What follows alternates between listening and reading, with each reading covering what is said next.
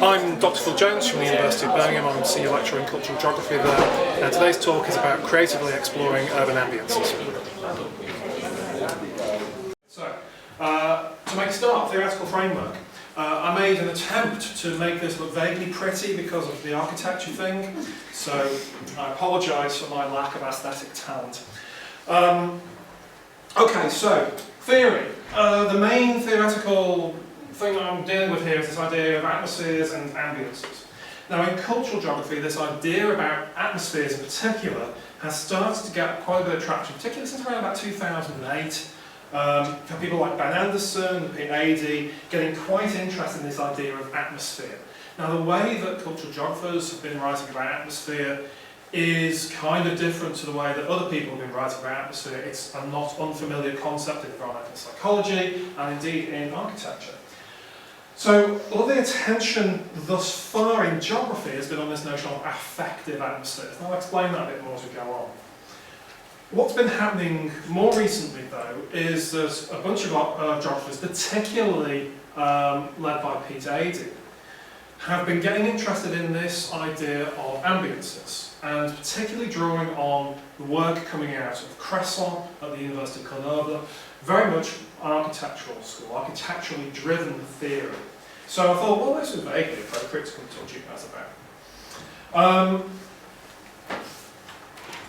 Recently, the ambiances literature is becoming better known in the Anglophone world. Partly some of this stuff's getting translated, and partly because the guys researching this stuff have set up a bilingual journal called Ambiances. So there's stuff in there which is both in French and indeed in English. So if we've got these sort of twin theoretical tracks here, we've got atmospheres and we've got ambiances. The way that geographers have been talking about this idea of atmospheres starts with the way the geographers have been over the last nearly 20 years now talking about affect, particularly drawing on the work of Nigel Thrift. It's coming out of a kind of post-phenomenological set of ideas, and talking about affect in terms of being something which is an invisible force which joins together humans and environments. It's pretentious as all holy hell, frankly. It's this idea that it's transpersonal, it flows within and between bodies. You're going to say, hang on, what is this thing? It's like, I can't give you what the thing is. That's not what this is. People who read too much Deleuze get into this kind of thing. It's non-conscious, it's below the level of emotion, it's non-reflective, it's the embodied, the immediate. The way that I talk about this to my undergraduate students when I do this is I say, if you understand what affect is, you haven't read enough. It is bafflingly complicated. The way that I tend to use it in my own work is to think about this idea of affective capacity. So it's your ability as a body to change the world around you and to absorb changes which are imposed on you by the world around you. So that notion of capacities is quite useful. I'd say it's really coming out of phenomenology, this entanglement of bodies and worlds. In terms of how this has then been drawn into these debates about atmospheres, it's a kind of interdeterminate affective excess through which intensive time spaces can be created. Good Lord, what does that mean? I have no idea. I've read this thing several times now by Ben Anderson. As far as I can make out, what's interesting about it is it raises the question of how does a place feel? Worked example, Tim Edensaw's written some cracking stuff on this. I like Tim Edensaw's stuff a lot, not just because he's an northerner, but also because he writes in a very coherent way about some of these quite high-end theoretical issues. So he's got a piece in press at the moment where he's talking about the atmosphere inside a football stadium. So we have a particular kind of atmosphere in the football stadium on match day. Let's think about the example when a goal is scored, spontaneous eruptive roaring of the crowd or booing at the other end of the ground. So there's something about the built environment which manufactures that atmosphere. That atmosphere couldn't exist without the physical environment of the stadium, of the grass, etc. Couldn't exist without the event, the football match, the gathering of people, the goal being scored. It couldn't exist without this being multisensory. So this isn't just you seeing something happen. It's the whole smell and taste and feel of that location. And this is all played out through the bodies of the participants. So although everyone experiences the goal-scoring moment differently, there is something shared going on. There's something shared going on, and it's emerging between these things. So in the shared specific time space, we get this particular atmosphere. It's different to everybody, but it is in some ways shared.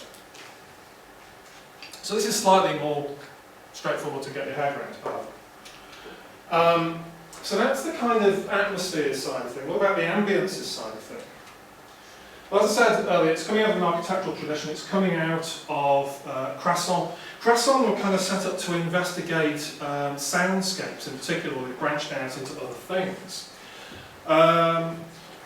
Key author in this, and indeed the guy who's, I think, responsible for really making Crasson what it is Augier. His 1979 book, Step by Step, Pas à Pas, was translated into English in 2007.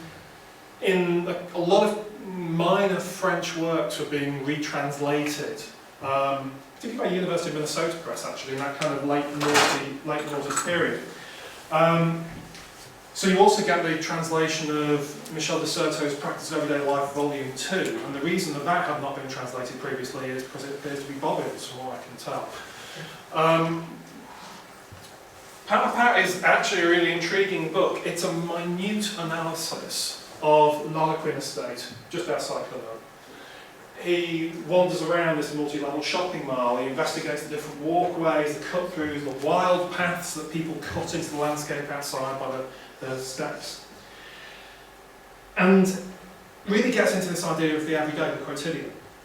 And that's sort of emerging in French social theory in the late 70s, yes, in the work of Foucault, but also in the first volume of de Certeau's Practice of Everyday Life, which is the much more interesting, much more famous one. So we're getting a sense of the everyday experience is something which is important to research. And how do you experience the everyday? Well, you go out and engage with it in a physical, embodied way. It's step by step, pas à pas. So where you can kind of see the origins of Crasson in that 1979 book, well, that's a long time since 1979, the debate has advanced a lot. And really, the sort of ambiances literature has advanced massively in the last 5-10 years. Starting to get some quite interesting things going on. So we get different kinds of investigations. As I say, this new journal, Ambiances, and the new international network of ambience researchers has been set up in the last couple of years. And they have things like this piece by Labertucci, looking at the railway station, doing that kind of in-depth analysis, walking around the railway station and thinking about how the ambiances of the railway station have changed over time. So you go from a situation where, when you're in the railway station, it's full of coal smoke and oil, and it's noisy and dirty, and that's quite an overpowering sensory world, which makes it difficult to make that space into a space of modern capitalist consumption. Whereas as the dirt and the smoke and the noise are kind of moved out of the train station, changing train technologies, what are the kind of smells that we experience in train stations now? There's a lot of food smells, there's a lot of perfume smells where you're linking into department stores. In Birmingham at the moment, we are building a massive John Lewis onto the back of the refurbished New Street station. We change the nature of the space, we change what is possible in that space, and we change the ambience of that space, and that's all kind of interlinked. So we go from being just a space of transport to being a space of capitalist consumption. Tourist cities, there's another example from Ambridge. The way that Barcelona has tried to really think of itself as being like a tourist playground. So we start from a position of, great, tourist economy, brilliant, attracting the tourists. But the kinds of atmospheres, the kinds of ambiances that tourists create in the city can be at odds with the everyday experience of that.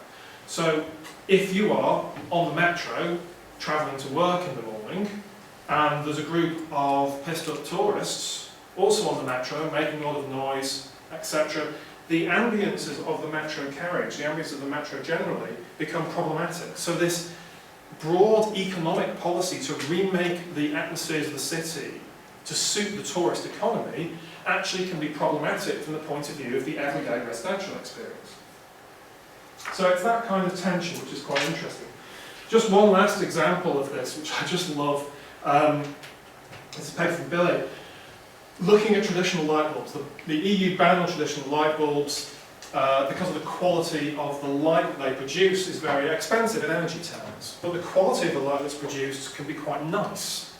It has certain wavelengths, it's got a warm colour temperature, which sat very well with the Danes. The Danes have this concept of hygge or coziness. I'm not pronouncing that right, so I'm not making any apologies. A real preference for low-level dimmed lighting to create this cosy ambience within the home. Danes are the biggest consumers per head in Europe of candles as part of this multiple points of illumination, low-level illumination being preferred to create a cosy atmosphere in the home. The low-energy light bulb is not conducive to this. It produces a very harsh, bright light with a very cold colour temperature.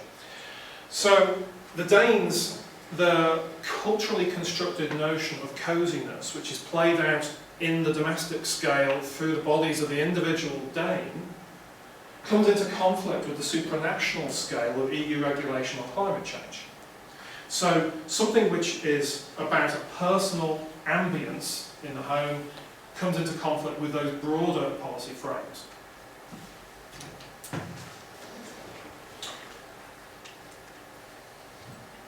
I'll just touch a little bit on some of the methodology which has been developed by Crasson, because this is something which I will talk about in the third case study, which I've taken and subverted slightly. And I have this idea of the urban transect, and hopefully this shouldn't be too alien, frankly. You take a cut across a city that you happen to be studying. You mark a line on the map and you say, right, we're going to walk this line, a group of researchers. And we're going to note the different ambiances that we encounter as we make this walk. Ah, here we are. There's the pigeons fluttering around here, the noise of the pigeons fluttering. Oh, it's quite hot here, out in the direct sunlight. It's difficult to imagine that today, but still.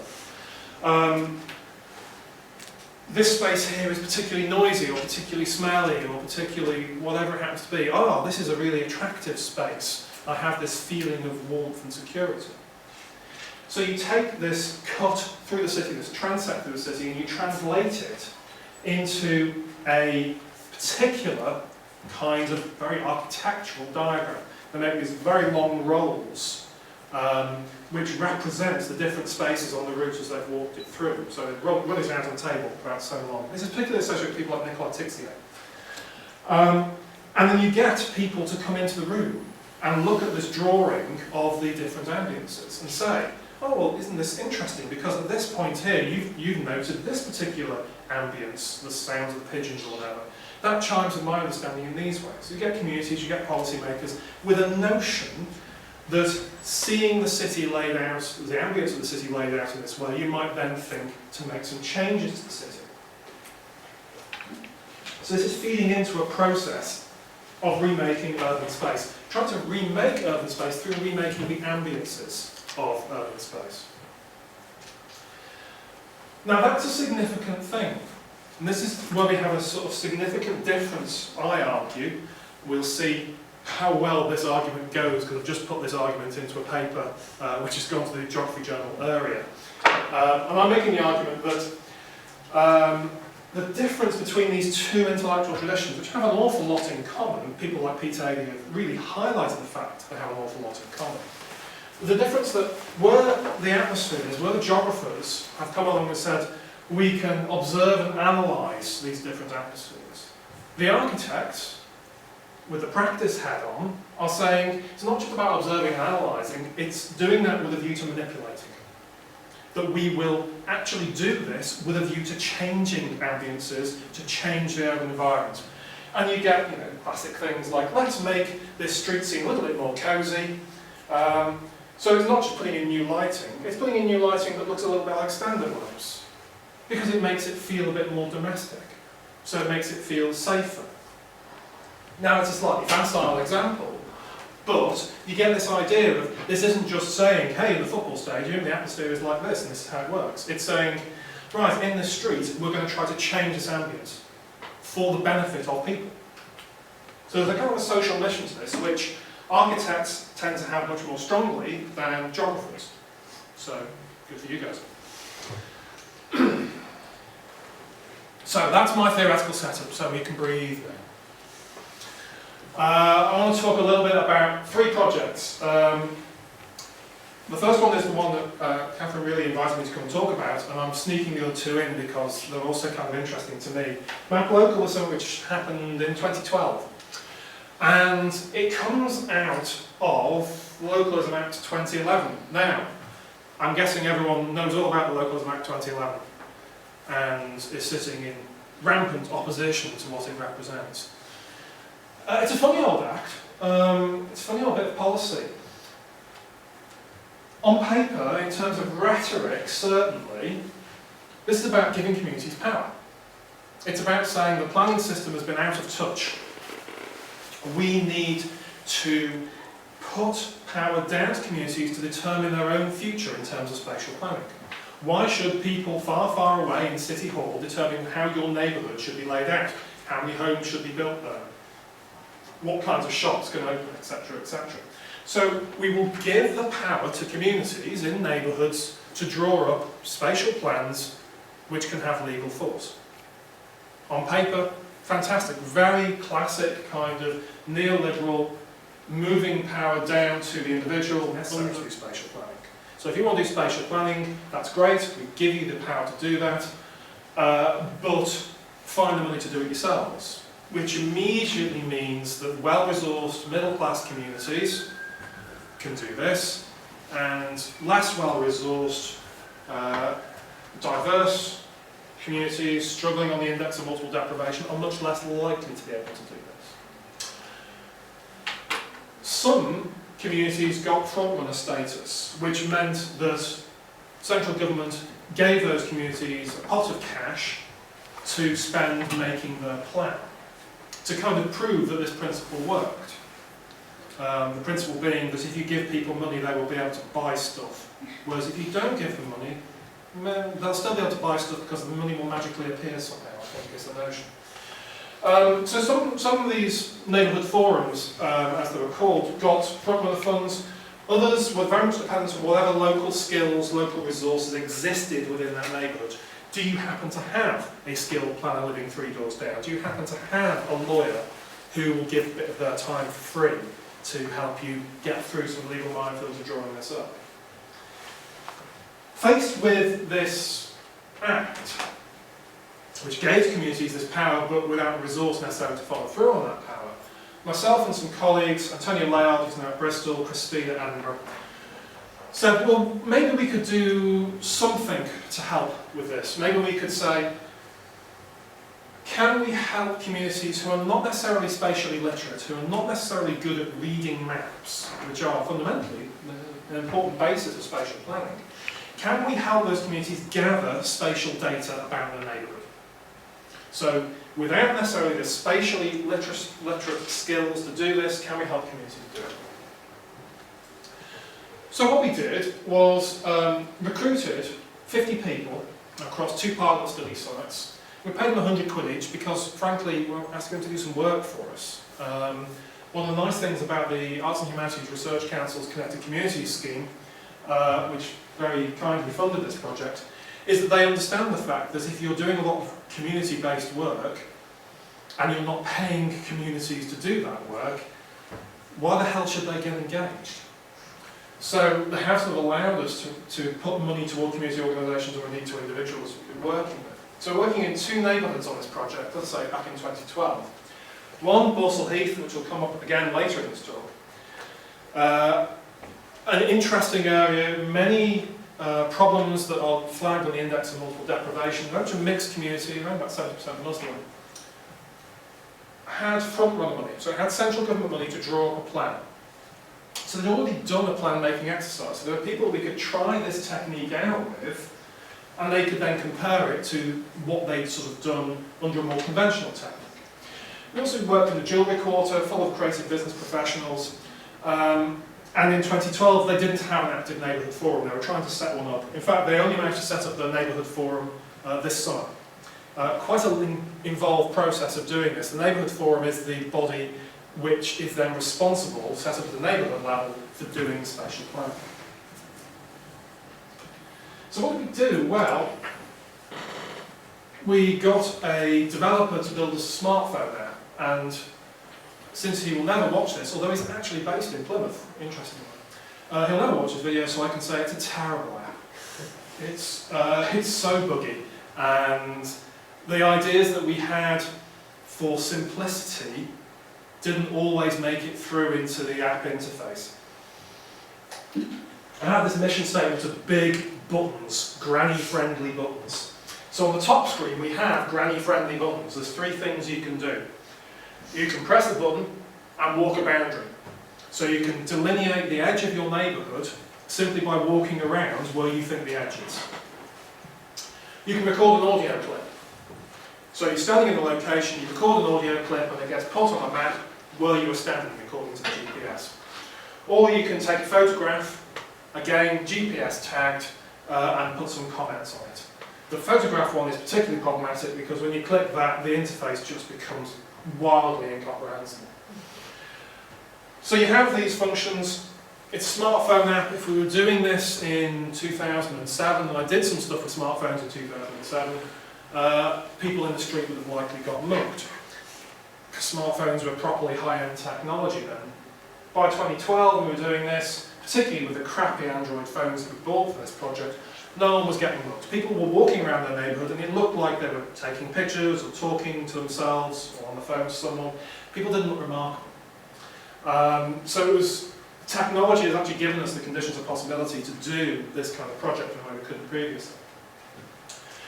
So we've got people walking around, they take these photographs. It doesn't just sit on the phone, we've got a 3G connection, and every bit of data that they gather doesn't just get put on a map on the app in front of them, on the phone, it gets uploaded to a central community map. So everybody's contributions can be seen on one map, which is on a website. And you can go and have a look at this, maplocal.org.uk, and you can see all the material that we gathered in the Jewellery Quarter and Balsall Heath pilot. And when I say we gathered, they gathered for us. So 626 audio clips, you might not want to listen through to all of them. 181 boundary marks, over 1,000 photographs that people took. This is 50 people, remember. Got also a hell of a lot of feedback about what didn't work in the app. And we fixed some of it, but we didn't have the money to fix all of it. Quite a mix of people in terms of age ranges. You know, if you were doing this kind of as a participatory planning exercise and you had these kind of ratios of male to female, non-white to white, and younger people, you'd be pretty pleased. Although we've only got 50 people in the sample, so it's not particularly awesome. As I say, it's a pilot. And this is the kind of stuff that we get. So this is in Balsall Heath. We get these, if you download the stuff into Google Earth, you can have a look through, you can see the kind of things people are taking photographs of, things that are particularly important, Balsall Heath Library. Edgbaston Cricket Ground isn't strictly in Balsall Heath, but it's on the boundary, and people strongly identified that the cricket ground was part of Balsall Heath. As I say, strong Pakistani Muslim community there. Whenever there's a Pakistan-India game on Edgbaston, the noise, dear God, it's just incredible to behold. Here we have Lady Paul Road, which has loads of interesting shots which are catering to specific needs of the community. So we get all this material, and you've got all this stuff that people are saying, these are things which are important and interesting and of value in our community. So when it comes to understanding what the challenges are facing that community, what the planning priorities might be, you've got a baseline to work from. These are some of the audio clips just transcribed, just to give you some sense of the kind of material we're getting. This is a picture of a perfectly pleasant park. One of the participants was saying, I'm in George Street Park. It's a very nice, quite small park in the winter, but in the summer some very bad things happen. There's beginning to be a lot of drug selling and drug dealing in this park during the summer. Now, as a passerby, as I'm walking by, unless I'm trying to score drugs, I look at that park and I just go, oh, some kids hanging out. It's a park. Local knowledge gives you that more intense reading of that space. of, okay, there's potentially a problem in this park which needs to be addressed. And participants also talked a lot about problems that had been the case in the past, which weren't so much anymore. They were telling us, this is the place where we used to have a lot of problems with prostitution. Balsall Heath used to have Amsterdam-style windows. It was vaguely notorious for it back in the day. Lots of interesting narratives about how marvellous it was that a community who managed to get rid of the prostitutes from this neighbourhood, scrape away the story, and Phil Hubbard scraped away the story of the Balsall Heath prostitutes quite a bit. It's quite a lot of violence and intimidation. It wasn't a jolly community effort in some ways. But we say that quietly. This is an interesting thing. We've got a heavily engineered river running underneath a bypass here, the River Ray. If it was creating designs better, it could actually be a really nice scenic part of Balsall Heath with steps coming down, making it a bit more beautiful. It's a really nice bit of river with a lot of potential. Now, on one level, you can say, great, participants are identifying a development opportunity here. You get a developer in, and you say, de-engineer this river, then you've got a lovely waterfront thing for your development. It adds value to your development, and it adds value for the local community because they get access to this river. That highlights one of the problems with neighbourhood planning, of course, because you can't just de-engineer a stretch of river. That's not something you can do at the neighbourhood scale. That's something that requires state-level coordination, involvement of multiple different agencies. Because if you just de-engineered this, you'd have all kinds of flooding problems. So these kind of issues do highlight problems with this idea of let's work at the neighbourhood scale, neighbourhood aspirations. Great to get the aspirations, but this isn't realistic in terms of drawing up plans at a highly atomised, small neighbourhood scale. So,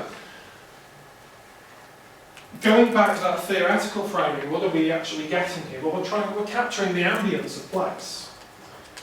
So, through a crowdsourcing technique, we are able to use an embodied practice to make a map. The walking and the talking around the space creates a map.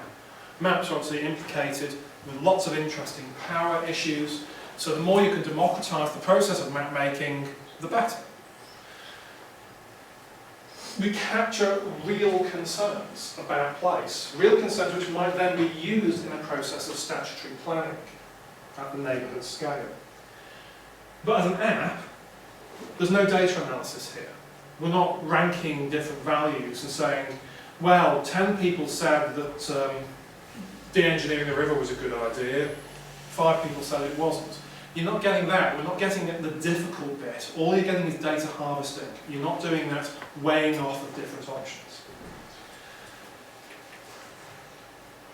That idea of trade-offs and suggested solutions is absent from this kind of technology. Now, you could conceive of a way of doing some more of that with polling and whatnot, but we only had £40,000 to do this, and you've got rid of most of your money, and then you're going to an app developer and saying, can you do this, at a budget price, please? And he goes, yes, and you get a budget app.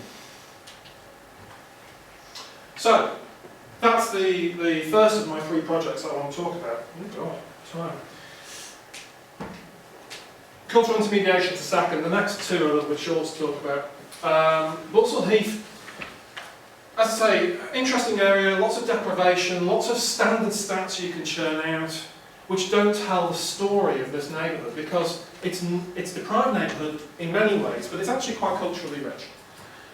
It has access to lots of nearby cultural facilities, including the old Printworks, which is a new art space which has opened up in the centre of Balsall Heath. Loads of cultural activities go on.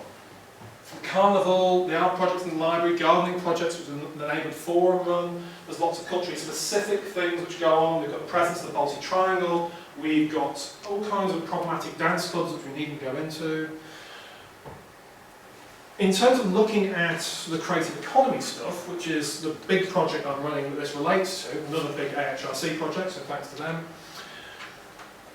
we've been doing this project saying, hey, can we do some community budgeting? Can we basically give communities some money for them to determine what kind of cultural activities they'd like to spend money on? been running, this is something which is literally happening now, running some focus groups and different arts interventions to harvest people's opinions about what they'd like to change in their neighbourhood in terms of arts and culture. And then setting up these rolling panels where people are volunteering to sit on panels, design interventions in collaboration with arts and creative practitioners in Birmingham, and then getting the money to actually do that. So this is one of our little arts interventions where we set up a pop-up shop, working mostly with little kids coming along and saying, oh yes, I'd like to have a play stenciling some things on a bit of wood. It's amazing how small-scale stuff like that can really engage people. And while the kids are playing, our interviewer was going and having a word with the mums and dads, and all the older kids who are far too cool to be stenciling stuff, but were kind of hanging out to have a look, because not a lot goes on the street, of course. So we're doing this, and we're getting some ideas about what the kinds of projects we might end up having commissioned. I'm not going to have control over any of this. This is what the local panels decide to spend their money on. There's been talk of Borsal Heath Grand Prix. I'm not sure that's particularly viable. The drive-in movie theatre idea might well be, actually. They've been identifying a site and potential sponsors as well. Small things, organising trips to the Black Country Museum, because all the kind of free stuff that used to be funded through schools have been pulled out as local authority cuts really kick in. Lots of stuff about music, which is interesting, because there have been lots of hardline Islamic protests about the presence of music at Eid festivals. Lots of stuff about things like sewing classes and other free things to do during Eid, because an awful lot of the activities that are associated with Eid tend to be things you have to pay for, except for family dinners and so on. The third project is the one that I am most fond of. It's one of the things which AHRC gives you license to do stuff, and you're like, seriously, you're letting me do that? The Poetic Transect. Now, you remember that right at the start I talked about Cresson's notion of urban transects. And on the big cultural intermediation project, for the last couple of years, we've been working with this poet, Chris Jam, who's a co-author on the area piece, which is about this particular project. Now, the Cresson standard urban transect thing, you would go across space and it'd be the researcher capturing their impressions of ambiances. I had this conversation with Chris and said, I had this really silly idea, what do you think? And the silly idea was, instead of going in and capturing ambiances, we go into the space and we ask people for lines of poetry. Can you tell us a line of poetry, a line of literature, and using that as a way to capture the atmosphere of the space, to try to manipulate the ambience of the space in some way by creating a kind of micro-memory stimulation, get people to talk about place, and the poetry is kind of a hook to get them to talk about the atmosphere of the neighbourhood. So and instead of making an architectural drawing, we made a short film which is available to watch on YouTube. Let's get back. So we got people, not all the people who we filmed ended up actually in the final video, and not everybody supplied us with a line of poetry particularly. But we get these really weird rhythmic things going on. So this lady here, who was quite frail and was speaking quite hesitantly, suddenly came out with, "You've only got now this minute, so get on with it." And she spoke in a really rhythmic way. And it was totally out of line with the rest of the things that she'd been talking about. We suddenly had this little poetic rhythmic moment. This lady started toasting. It was a completely random moment. We all know the Cardiff Bay, this our place so we will stay, speaking like that. And Chris, the poet, who was standing with her, getting her to talk, was clapping along and picked up the rhythm. So suddenly this rather fusty space that she was in, this rather fusty art gallery, was completely transformed in the moment. We remade the ambience of that space. She remade the ambience of that space. Some of the things that people came up with were quite boring. This was another thing that we didn't end up putting in the film because it was quite dull. But this lady read a piece of poetry from a book that was important to her. So, we didn't put it in the film because the audio quality was terrible, but again, that space in that moment was changed by that action. This chap read some Dylan Thomas out for us and then started talking about, oh right, the fact I'm sitting here looking out on the Cardiff Bay, This is kind of where my granddad came in from Malaysia. So suddenly he's just sitting having a coffee on the steps on a warm sunny day, and it's stimulating a particular set of family histories which connect him to that location. So it stops being just a warm sunny day and starts being a moment. So in terms of what we tried to achieve with the Poetic Transect, it was playful. It was a playful attempt to alter the feeling of place and asking for an embodied reworking of place. So very much into that embodied side of things. So yes, some personal histories get stimulated.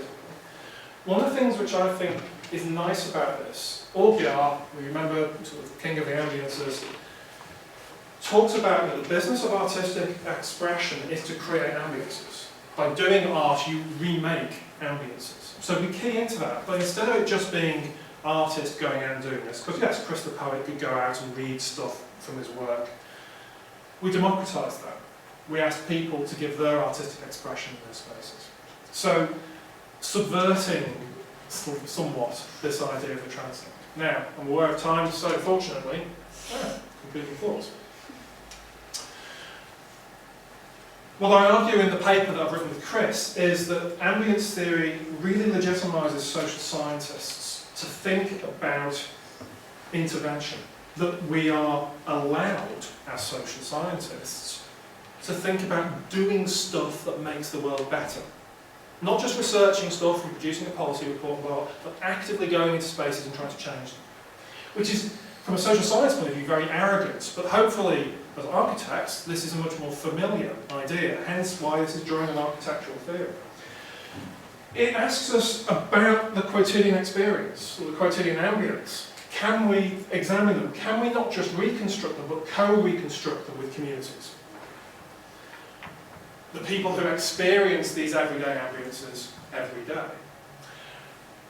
Does that allow us, and this is something which is about the three projects here, trying to create conditions of possibility for communities to co-engineer their own ambiences, responding to their own creative impulses.